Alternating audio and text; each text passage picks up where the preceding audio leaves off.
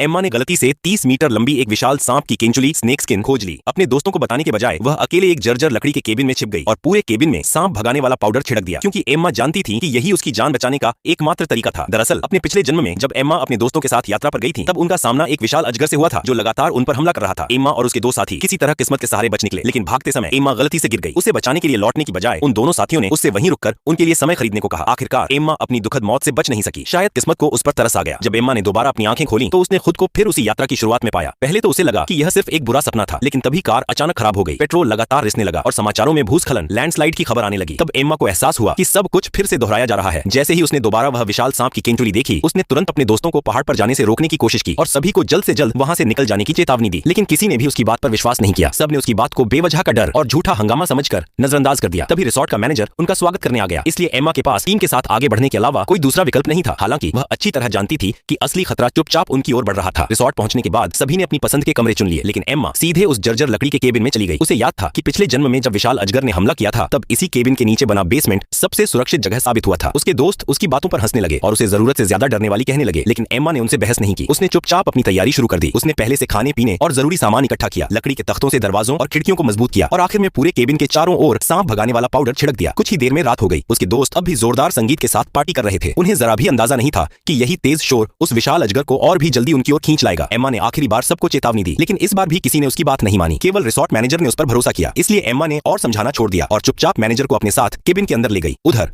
बाकी लोग हंसने, नाचने और तस्वीरें लेने में व्यस्त थे, जबकि विशाल अजगर चुपचाप उनके ठीक पीछे आ चुका था।